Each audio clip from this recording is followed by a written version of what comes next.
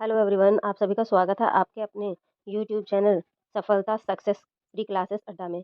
आज हम आप सभी के लिए लेकर आए हैं जीके के कुछ महत्वपूर्ण प्रश्नोत्तर, साथ ही साथ इनके कुछ एक्स्ट्रा फैक्ट की बात भी करेंगे हम। तो चलिए स्टार्ट करते हैं अपने वीडियो को। देखिए, भूकंप को मापने में प्रमुख तीव्रता के पैमाने की सीमा क्या है? तो भूकंप को मापने में प्रमुख प्रयुक्त जो तीव्रता पैमाने की जो सीमा होती है, वो 1 से लेकर 12 होती है। इसके एक्स्ट्रा फैक्ट की बात करें तो भूकंप को मापने वाला यंत्र जो होता है, उसे सिस्मोग्राफ कहा जाता है। देखिए, इसका ऑप्शन देख लीजिएगा, ये डी है, ठीक? जो ऑप्शन सही है इसका। इसकी एक्स्ट्रा फैक्ट की बात करें तो जो सिस्मोग्राफ होता है ना आपका, तो भूकंप को मापने वाला यंत्र होता है वह। और इसी को हम क्या कहते हैं? इसी को हम सिस्मोग्राफ कहते हैं। क्या कहते हैं? सिस्मोग्राफ कहा जाता है। ठीक है, इसे नोट डाउन कर लीजिएगा आप। तो चलिए अब बात करते हैं आगे।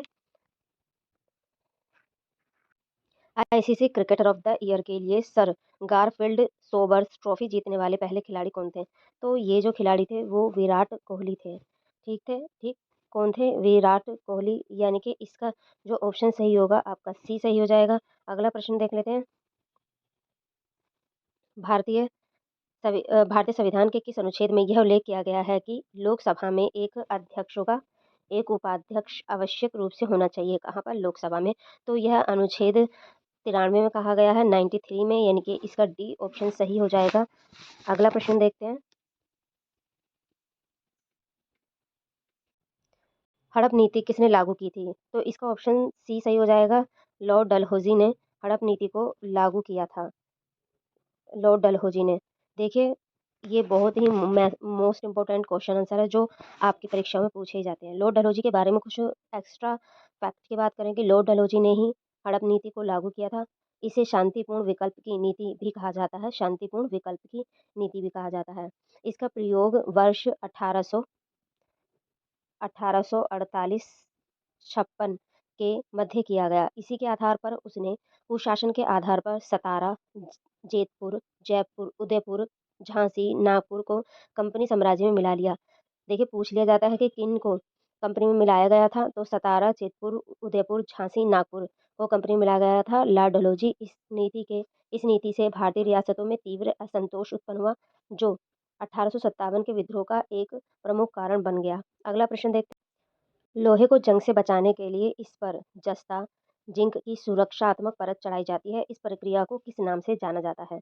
तो इसको कैल्वेनीकरण की प्रक्रिया के नाम से जाना जाता है, यानी कि ए ऑप्शन सही हो जाएगा इसमें। कैल्वेनीकरण एक धातु कर्मिक प्रकरण है जिसमें इस्पात या लोहे के ऊपर जस्ते की परत चढ़ाई जाती है। किसकी?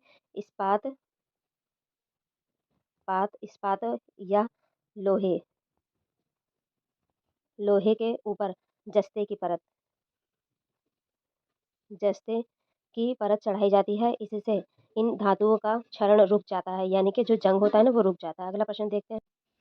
कलकत्ता में भारतीय सांख्यिकी संस्थान आईएसआई की स्थापना किसने की थी? जो कलकत्ता में भारतीय सांख्यिकी संस्थान की स्थापना प्रशांत चंद्र महाल महालनोबिस ने की थी। प्रशांत चंद्र महालनोबिस ने, यानी कि डी ऑप्शन इसका सही हो जाएगा।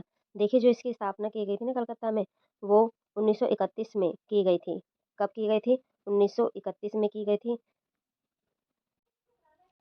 निम्नलिखित में से कौन गलत सुमेलित है?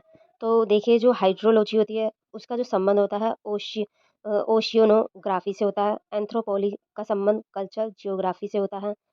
जबकि ये पेडोलॉजी का जो संबंध होता है ना, यही आपका गलत है, क्योंकि पेडोलॉजी का जो संबंध होगा वो मिट्टी इसके अंतर्गत जो आती है ना, मिट्टी के अध्ययन से होता है। इसमें इसमें किसका अध्ययन किया जाता है? मिट्टी का। पेडोलॉजी में, पेडोलॉजी के अंतर्गत मिट्टी के निर्माण तथा संरचना आदि का अध्ययन किया जाता है।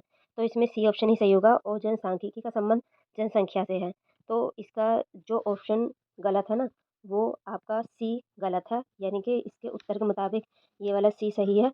बाकी भी सब सही है, लेकिन गलत है ये, क्योंकि गलत पूछा गया ना। देखिए, ये रहा गलत पूछा गया, तो आपका सी ऑप्शन सही हो जाएगा। अगला प्रश्न देखते हैं। देश के 10% क्षेत्रफल में फैली हुई भारत की सबसे बड़ी नदी द्रोणी कौन सी है? तो इसका जो ऑप्शन सही होगा ना, ये सही हो जाएगा। गोदावरी। गोदावरी जो है देश के 10% क्षेत्रफल में फैली हुई भारत की सबसे बड़ी नदी द्रोणी है। कौन सी? गोदावरी। यह महाराष्ट्र के नासिक में पश्चिमी घाट की ढालों से निकलती है। कहाँ से निकलती है गोदावरी? पहला प्रश्न ये रहा, गोदावरी महाराष्ट्र के नासिक से निकलती है। अगर आप भूल जाएँ तो नाक गुदवाते हैं ना, तो ऐसे याद रखिएगा, भूल जाओगे। तो नाक गोदी। तो नासिक पूछा जाता है कि नासिक किस नदी के तट पर है? तो गोदावरी नदी के तट पर है। ये दूसरा प्रश्न बन गया आपका। यह प्रवाहित होकर बंगाल की खाड़ी में गिरती है। इसकी द्रोणी महाराष्ट्र, मध्य प्रदेश, उड़ीसा तथा आंध्र प्रदेश में स्थित है। ठीक, कहाँ पर स्थित है इसकी द्रोणी? महाराष्ट्र, मध्य प्रदेश, एमपी, उड़ीसा उड़ीसा और आंध्र प्रदेश। कहाँ पर? 1, 2, 3, 4 में इसकी द्रोणी स्थित है। किसकी? गोदावरी नदी की। अगला प्रश्न देखते हैं। हाँ, एक बात मैं आपको बता दूँ कि अगर पूछा जाए कि द्रोणी कहते किसे हैं, तो देखिए जो द्रोणी है ना, उस भौगोलिक क्षेत्र को कहते हैं जहाँ वर्षा अथवा बर्फ का पानी नदियों तथा नहरों से प्रवाहित होकर एक स्थान पर एकत्रित हो जाता है, उसे ही द्रोणी कहा जाता है। इंसुलिन की कमी के कारण निम्नलिखित में से कौन-सी बीमारी होती है? तो आपको पता ही होगा, जब इंसुलिन व्यक्ति के शरीर में कम होने लगता है तो उससे मधुमेह यानी कि डायबिटीज़ मेलिटस की बीमारी हो जाती है।